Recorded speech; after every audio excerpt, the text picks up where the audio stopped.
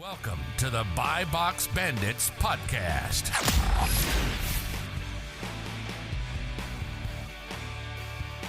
What's up, everyone? Welcome back to the Buy Box Bandits podcast, episode 154. Welcome to the heart of Q4. That didn't mean to rhyme that. It was kind of a rhyme right there. But today we're going to be talking all things Q4 scaling. Sawyer Souls. Dylan Sawyer is here with us. I remember scaling Sawyer Souls. Say that 3 times fast. Souls, right? So I remember 2 years ago on Black Friday, it was like 11 a.m. I just dropped off one of the last FBA shipments of the year, right? I'm at about probably $6,000 for the day, right? $6,000. Yep. That's a lot. That's my first year, right? And I get a text from my friend Sawyer, right? He says, "Holy shit, dude, I'm at 27 already." And mind you, I'm 16 years old, right? He's 18 years old now, but that was 2 years ago. So we want to dive into executing on Black Friday or just kind of capitalizing on the Q4 opportunity as much as possible.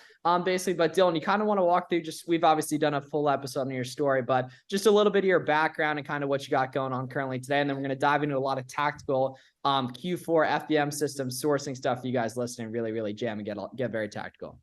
Sorry, before you get started, shout out to all the listeners, man. It's December. People are starting to post their screenshots of how much they've listened to the podcast. Yep. We were just talking about Pete's screenshot offline, but you buy, you everyone listening, shout out to everyone supporting. It's going to be cool to see everyone's tally of how much they've listened to the podcast over the year. But it's statistically improving to increase FBM buy box share, right? Definitely.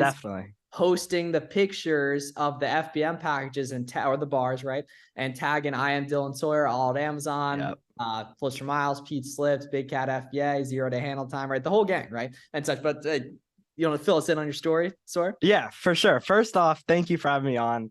I've been in the Amazon space for about 3 years, and I was doing e-commerce for 2 years before that. So I started with sneakers. That was really what I niched down onto. I was selling on StockX Go to bulk buyers. After about 2 years, that industry started to slow down a bit. And then I transitioned into Amazon and started off, I was selling a lot of the same products. So in 2021, I was able to kind of jump right into it and do a lot of volume from pretty much month one.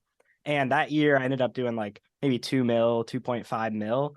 And next year after that, well, that was a year where I did the Black Friday. So I'll talk about that for a minute too. So I had a bunch of inventory coming in. I listed all of it the day before. So the day before Black Friday, Thanksgiving, I guess, and listed all of it merchant fulfilled. And I was like, all right, let's see what happens tomorrow. I sold everything I listed. I sold 750 pairs of shoes. It was almost all the same model of shoes too. It just flew out of stock.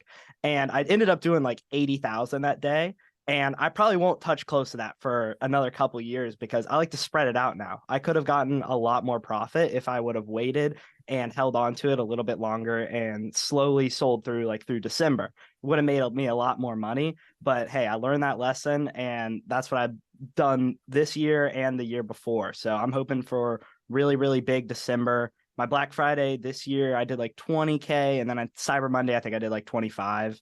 And I'm expecting probably 10 days in a row, 20 days in a row that are going to be bigger than that. So there's a lot coming for Q4. So what does it actually look like to fulfill all those orders though? Because one thing people literally doing even a 10th, a 20th of that scale, or even 100th of that scale are worried about is that what does it actually look like to get all those orders to fulfill? Because I have some good points in terms of actually FBMing at scale that I think will be applicable for a lot of people too. What does it actually look like getting all that stuff out? Who's packaging it up?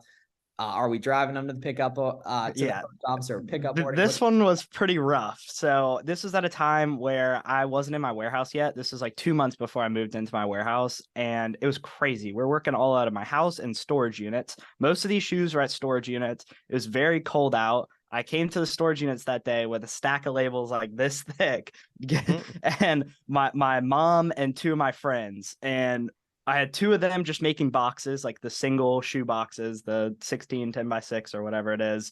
And then me and my mom were just sorting the shoes, putting the labels in the shoe box. And with that many different colorways and sizes, it was a little bit complicated, which leads me to a huge headache, which we ran into. So when my employees were unboxing all these shoes, the SKU number is off by 1 digit and it's a different color. So some of the sizes were mixed up with like the wrong colors. So I ended up overselling by like 100 or 150 pairs that I just didn't have. And I had to cancel the orders and refund the customers. Ugh. And going through that and finding like which ones I didn't have, huge headache. And the next year in 2022, I ended up doing merch fill a lot more efficiently. I picked like 5 or 6 ASINs, or actually just items, and sold them on a bunch of different listings. And it was so much easier to manage. I was able to pre-package the stuff and put the labels on as soon as I printed them out pretty much. And it was a much better process. But FBMing shoes is just such a headache.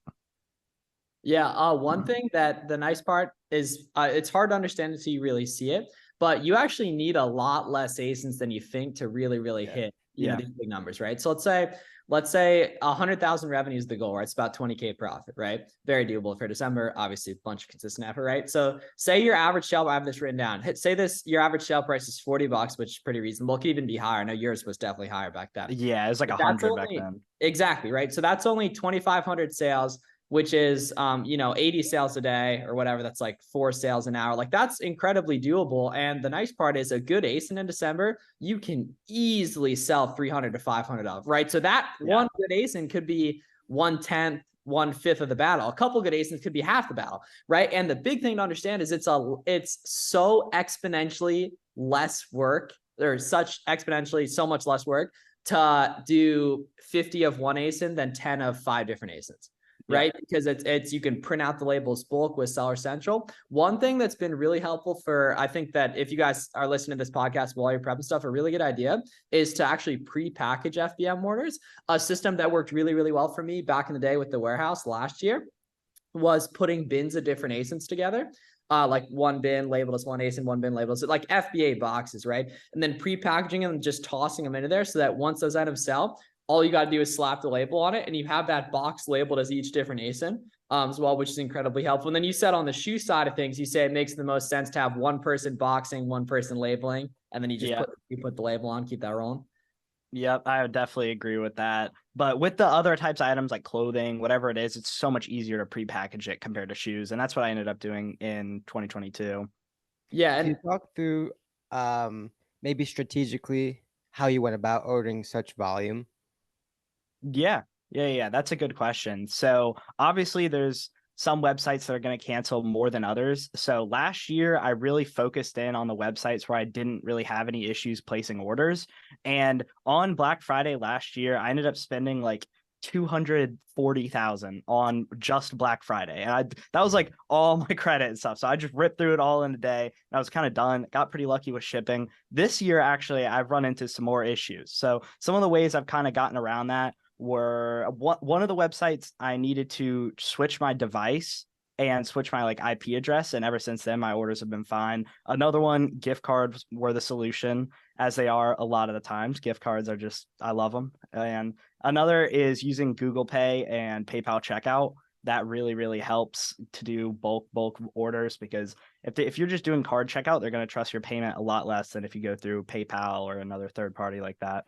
Yeah, and it's interesting how those little tweaks are what does it, right? And you're just rewarded so much for finagling around, testing different things, or talking to other sellers and going at a site trying to get around cancels as a whole, right? And unfortunately, there is just some luck element to it too, as well. Were you actually driving the orders to USPS and UPS, or were you doing pickups? I was actually, and that was because we were at the storage units. Like it was like a gated thing. We couldn't really have the pickup drivers come there. We'd also have to wait there. So I ended up dropping those off. I think we just drove it straight to the distribution center. And I ended up doing that a lot over the years, like with pools, stuff like that. We would have to go to the distribution center instead of the individual store locations. There's one store that was by my house where this was even like before I was doing Amazon, like StockX and Goat stuff, where I'd just be bringing like 50 to 100 like single boxes, like when it was getting crazy. And they're just like, at one point, they're like, you got to stop dropping off here. Like you got to do pickups. Like don't come here again. Oh, that's pretty much actually, because pickups are easier. Yeah, exactly. And ever since then, I was like, why was I driving there to drop it off anyway? Like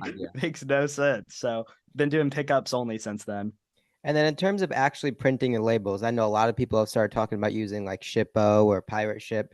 Were you generating everything from Seller Central, or were you using a third-party service? Yeah, so I was doing most of it through Seller Central, but I was using Go Shippo integrated with Seller Central on some of those orders where Amazon wanted me to do like 2-day shipping or whatever, and it just didn't make sense where I could get it there in 3 days with ground and pay half the price. So I did some orders through GoShip. I'd say probably 20% through Shippo and 80% through Seller Central.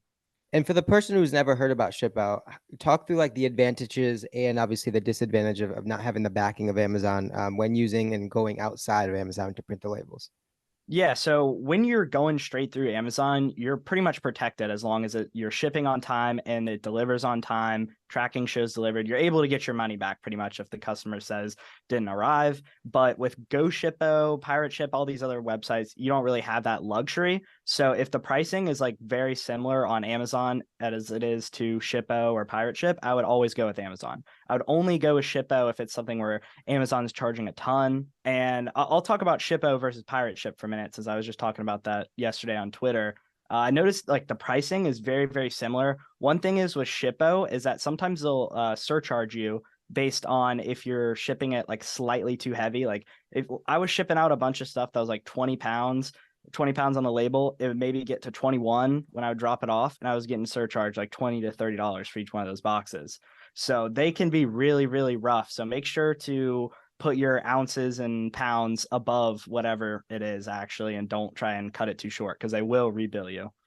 Interesting. Okay. And then in terms of a couple years ago, were you like in 0-day handling time, 1-day handling time, or were you just in chat? No, I was like the only seller on that one listing on Black Friday 2021. I just was ripping sales. I don't think anyone really talked about 0-day handling. No one talked. Nobody. Yeah, and that's why I didn't get it, because we've always been on really, really good ASINs because we always work together on stuff. So we had a natural advantage.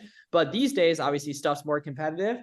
And then just in general, a lot of beginners aren't on really good ASINs, right? So you have to compensate for that ideally. And if you can be in 0-day handling time, which you do in your shipping settings, is really, really important. Be using an automated repricer. And the nice thing is, as we get into December, that matters less and less. The key is you use that 0-day handling time to get yourself churning in the buy box algorithm. And then you switch to 2-day when you're overwhelmed, when the ladies in your life are considering kicking you out of the house, right? When you've already taken over the bedroom, garage, when you're trying to get the living room, you're fighting for that dining room table. I need to sell products quicker, right? You probably do switch to 2-day handling time, but that's really, really crucial in terms of getting going with that. That, as well as if you haven't already, consider charging a lot for expedited and next day shipping, etc., to the tune of like $30-$40 plus $1 per pound is typically what makes sense, just to justify that extra effort, which is important too. So one thing a lot of people have limited beliefs on is really, really scaling up with online arbitrage. You've obviously done it. We've done it. Garrett's done it as well. So what does it look like in terms of how many suppliers are really hitting it hard? 80-20 rule, what percent of ASINs are really hammering the best? Yeah, for sure. So when I see something that's like really good that I can spend a lot of money on, I'm going to try and go as deep as possible. So living to that 80-20 rule, just going as deep as possible, doubling down on what I know works is what I was trying to do this year. And I feel like I've done that pretty successfully. So this year I've gotten most of my OA inventory from about like 6 to 10 different places in that range. Most of them are honestly like 3 or 4. Like once you find those websites that you can really double down on, get orders through, and you're not going to have to put in a bunch of work to try and get around cancels, you can really just go hard on that. And that's what I did this year. I mean, last year I probably had like 700-800 active SKUs during this time of the year. And now that I've kind of gotten out of shoes, my SKU count is way lower. I'm probably at like 180 right now, and I'll do very, very similar volume, if not more volume. So going deeper on the SKUs that I know works is what I've tried to do this year. And just there's so much added benefit, right? Because the longer you're in stock on listings, the more buy box share you get. Ultimately, the more money you make, the bigger your business is, right? When you're spread so thin across so many, it's hard to really efficiently scale that because you're always having to worry about restocks. You're always going out of stock. It's just harder to manage. And in terms of at scale OA, can you give any sauce about cashback portals, which ones are good, which ones are not, how to kind of maximize the opportunity there? Because there's a lot of lost money, I think, that goes to the wayside in terms of like sites denying it and stuff. Yeah, for sure. So out of all the main ones, my favorite is probably Top Cashback. And it's that like that for a few reasons, because one, they track cashback better than Rakuten in my experience. There's a way lower chance of them deleting your cashback like right before you get paid out. One way to maximize your cash back and make sure you're getting it for every order is to restart your shopping session after you're finished placing your orders. That's a huge one that people don't do enough. And even I don't do it enough. Sometimes if it's like I have to do 50 checkouts in a row, I'll be lazy and don't. You get a rhythm. Yeah, you just get in a rhythm. You keep doing it, you forget about it. But if you really maximize each one, I bet every person could get an extra 30% cash back if they really, really put in the effort to do new shopping sessions every order and make sure that they're getting the highest percentage. Rakuten's pretty solid. Some of the coupon extensions that have been helping me out recently are Coupon Bird and Capital One Shopping. Both of those have been super, super clutch. And I think Capital One Shopping has some sort of cash back as well. I think Miles is a silent affiliate for Capital One Shopping. Yeah. Oh, no, not at all. Yeah, I mean, it's just so good for coupons, right? Because you see so many people try to do OA and they can't find anything profitable. And we all know, because we've been doing this for a while, we've done it long enough to stumble upon, talk to each other, etc., enough to find a lot of these different coupons. Most people haven't done that, right? And the key is that basically every website has some sort of discount. You just have to find it, and those extensions, and then digging around on Google, digging around on .com/coupons for that website are a really, really good thing to get going with that. In terms of like the heart of December, specifically like buying new inventory in December during Q4, etc., what percentage of that for most people do you think should be new ASINs, and for you, new ASINs versus just replenishing stuff that they're really, really chat scaling? I think replenishing is definitely the way to go. But at the same time, I do think testing the waters with new categories and brands is a good idea, especially with some of the seasonal stuff. If you don't have any experience with that, that's what I did last year. I tried out a bunch of new products, very seasonal, like chocolate, stuff like that, and just to get a feel for how it is. But this year, I'm more focused on doubling down on what I know works. And especially with stuff where like, oh, I sold out of all my units on Cyber Monday. Let me look for more and see if I can get those ready for December. So that's the main plan this year. I'm honestly probably not going to do too much buying past like today. Like my cards are pretty much tapped. Don't think I'll be doing much RA or merchant fulfilled. Like I'm kind of ready for the rest of the year. The first part of Q4, like October, November, that's where I'm focused on buying. And then now I'm going to be focused on selling, just getting in the weeds with the repricer every day, monitoring all my listings, looking for people to sell out, stuff like that. Yeah, talk about the repricing strategy, because that's huge. And that so many people see repricing as a set it and forget it thing, and realize that the deeper you go on ASIN, the more it matters to not see it as a set it and forget it thing. So you can talk a little bit about that. Yeah, so I think people like setting automatic minimums and maximums and not touching them again is a huge mistake. Like I personally done that before and lost a lot of money. Like it just would drop everything straight to 20 ROI or whatever the minimum I would set it to. Now I set all of my minimums and maximums manually, and I'm looking at them almost every single day. Like I'm checking my sales. I'm seeing like, oh, is this item, could I get $2 or $3 more on this item in 7 days from now? If the answer is yes, I'm raising the price. And even on some of the stuff, I'll raise the price. I'll give an example. There's one ASIN I was selling. I think it was on Cyber Monday. I sold 30 units and I was like, wow, these are moving quick. Let me see if I can raise my price. I raised the price by like 15%, sold through another 100 at that higher price in the same day. I was like, okay, yeah, I need to be raising my prices on everything. And that makes such a difference over the long term. It also protects ASINs too. Like it keeps it for longer and such, right? And there's a bunch of reasons. So going back to how you were kind of managing your payroll, your buying, your spending power, approaching some of these bigger spend days, right? Cyber Monday, Black Friday, that sort of thing. Was there like sort of like a cutoff where you kind of like got way more patient knowing the better sales, the better deals were coming, or did you just kind of roll into it with your normal spend? Yeah, honestly, I didn't really hold off much. The stuff I buy in like August, September, October, and that I'm planning on holding for December is stuff that's kind of seasonal. Like it might be pants or hoodies where it's on a clearance price plus it's on discount. So a lot of the prices I get then are better than the prices they are on Cyber Monday, Black Friday. But there definitely is some SKUs that I held off on and be like, okay, I'm probably going to see better pricing on this during Black Friday. And that's more like evergreen stuff that sells year round. Like most of these retailers are not going to have better sales than on Black Friday, Cyber Monday. But this year, or I mean, as we see every year, it gets earlier and earlier. Like in early November, I had a lot of spend and it was all considered like early Black Friday sales or whatever. Like it's all getting 2-3 weeks early instead of it being all on that one day. So clutch, but man. Oh my God. Yeah, it really is, because you can get everything in FBA. Like it's a lot more smooth. There's also an important point there, right? So for the first time Amazon seller that's going through your first Q4, right? Like, don't put too much pressure on yourself, right? Because Sawyer's speaking from the perspective of years of experience. So he has that sixth sense in terms of like the sorts of products that and the sorts of price points that you would expect, right? You have that experience share to fall back on and be like, oh, this SKU I think I can get another $5 in a couple of weeks, right? You sort of kind of like sense it, you can feel it, you have that sixth sense in terms of like what sorts of things you're expecting and what will happen as well. And that's just 100%. the compounding return of knowledge that you get from it as well, right? And that over time you get better, you learn how these different websites work, you're finding more and more niche opportunities, which leads to a lot less competition as well, which is cool. And the key is, obviously we're talking about this, right? Like Garrett said, from having a lot of experience, when you're a beginner, you want to keep it so simple.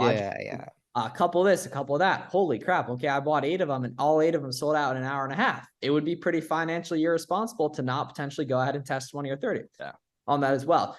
So just in terms, like, obviously you being a lot more present on Twitter as well, talk about how the Amazon community has been a big thing. Cause I feel like it's like, we were all talking every day 2 years ago. And then I feel like last year, everyone pretty much knew what they needed to do, right? And then this year, I feel like there's been a major resurgence and everyone's talking a lot more again. No, for sure. I'm really happy with how the whole Amazon space has been. Ever since like ASD, I feel like everything's kind of blown up. Like there's so many people there at the Sellerant meetup, the Amazon Lit meetup. I was shocked. Like the ASD in March had like 1/10 of the people.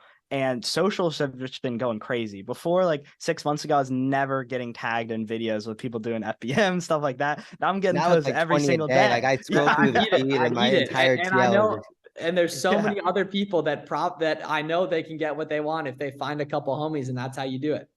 Yeah, and it's cool to see groups of people kind of like clicking together and really crushing it in their own circles. And just seeing a bunch of cool people doing cool things. It's awesome. Gotta love Amazon. Yeah, and that was us back in the day too. Exactly. Like that was what built us that initial momentum, was like us meeting on Twitter. I remember those first DMs, man. Yeah, same. So let's obviously, as December comes and goes, right? There's going to be a euphoria, a high of all the sales coming in, all the profit, right? Now let's focus on January, February, right? Assuming a good portion of our viewership is going to be probably pretty heavy into close, right? So the returns are going to be up in January, right? But it's important to keep your foot on the gas with spend, right? Because a bad spend in January could lead to a really, really big loss of momentum in February, right? So talk through what your plan is to approach the new year to make sure all this built up energy, built up momentum in Q4 is going to carry you on and catapult you towards bigger and better things in 2024.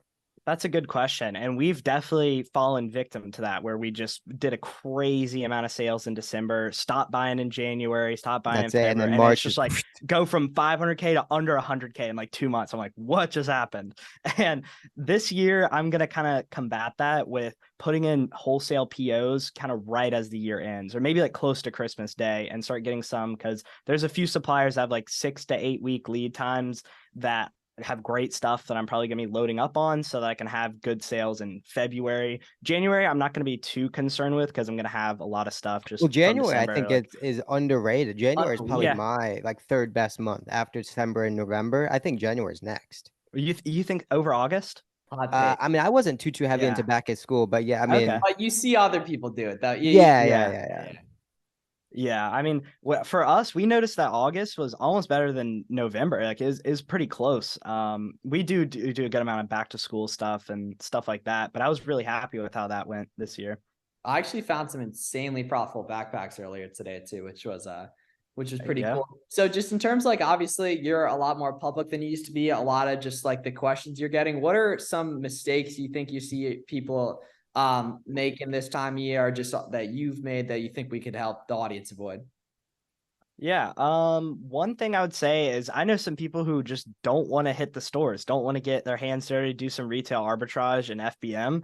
And I think that right now is the best play you can make. You can turn your cash really, really fast, replenish your buys. It's the best business model for these next 30 days by far, or for beginners at least.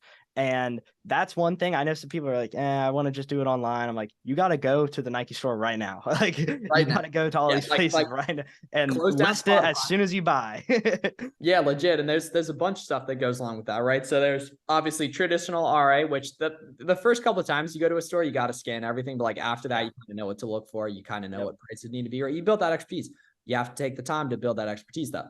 Another thing that's incredibly good that I know we've all done a lot of is pickup orders, right? Buy online, pick up in store, get stuff listed same day. Any big retailers you have that are nationwide, they're going to have that option on their website. You can also search on their website with the filter local pickup in stock at source. That's a good idea too, ladies and gents. As well, price matching is very, very gangster too, right? You find different deals on a website that does cancel a lot, Hibbett, Target, price match to Walmart, price match to some of these other retailers is an incredibly good thing as well. In terms of cash flow management, so obviously FBM helps a ton with that. Can you talk about managing the statement and payment due dates on credit cards? Because that's like, I low key, I think that's like some of the best knowledge I think I've ever had that's made this like super lucrative. Yeah, that's a really good question. In previous years, I've definitely had times where I struggled in cash flow because I just load up very, very early, wait for a couple months on some of those stuffs, and it can be kind of hard to manage that. This year, I've been really, really, really happy with how I've done it. Loading up as much as I can on the Plum cards on my early buys from like September, October. And I have a 60-day card that is like a private bank that I can run up, and I ran up that pretty early too, so I have time to pay on that. And then like all my other cards, Capital One, I was only spending on them like the day the statement opened, so I'd have that full 30 days after I maxed it, and then plus the 20 days to pay. And doing that this year, I don't really have to pay any of my cards until like late December. And it kind of lines up perfectly. I'll be getting big payouts by then, and I won't have to worry about cash flow or any of that. So main thing is just maximizing like Plum card, all of that type of stuff, not buying too much stuff like on cash or debit, not doing like huge wholesale POs right now with debit. Just want to hold my cash as long as I can, get the credit cards covered, and be good for the year. I remember that was the richest I ever felt, was like my December 27th, 2021. Yeah. I got it. It was 148 bands in one. and that was my money too. There was not like that. That was my money. And I remember I put like a 60 ball immediately in a SEP IRA and locked it up. Right. That shit felt so good. And keeping going with that, right? So you guys need to understand, if you're listening to this, right, there's a big difference in terms of the way you're utilizing your credit cards. Like if you are looking to use leverage, a really, really good way you can do it is if you have a couple different ones, tracking the statement end date and the payment due dates, and making sure that you know, of course, right, your statement end dates. And then you got to understand, if your statement ends December 1st, the difference between spending money on December 1st, that payment's probably going to be due late December. Meanwhile, or early January, depending on whatever. It's still like 3 weeks, 3 or 4 weeks after, right? But if you spend on December 2nd, right when that new statement ends, you get a whole nother month to pay it off. So FBM, that's incredibly lucrative, and that can make using leverage a lot safer. Potentially, obviously, at the end of the day, it does add a ton of risk, and you guys should only do that if you're interested in that, and that's completely fine, regardless. Either way, even that some people flexing heavy the no credit on it. We got some people flexing Amex balances, some people flexing no Amex. We love you all, right? We love you all and everything, but you know, do your thing, and we're here to help on. And then Sawyer, you've been putting a lot more content out the past couple months. Where can people find you online? Yeah, I'm at I am Dylan Sawyer on Twitter, Instagram, YouTube, pretty much everywhere. So yeah, go shoot me a follow. Miles, thank you so much for having me on. Great pod. Thank you guys. Yeah, little Miami Sellers Conference action in March. Oh yeah. Oh cool. Yeah. And we got Citizen, we got Mr. O1. We'll burn some loops on the bed. Cool. All right, sweet. Thanks everyone for listening. If you guys got questions, you can DM any of us. If you got any questions, we'd love to help. We want to make sure you maximize this time. You're gonna wish you went harder in January and looking back on December. So make sure you max it out, dial it in. Great things are coming. I saw a dude who started in August do 18K 2 days ago. I saw a dude who started in March do 38K on Saturday. There's some life-changing bread out here just waiting to be taken, and it's sitting there waiting for you guys too if you get after and put a ton of consistent effort. Love you all. Talk to you guys soon.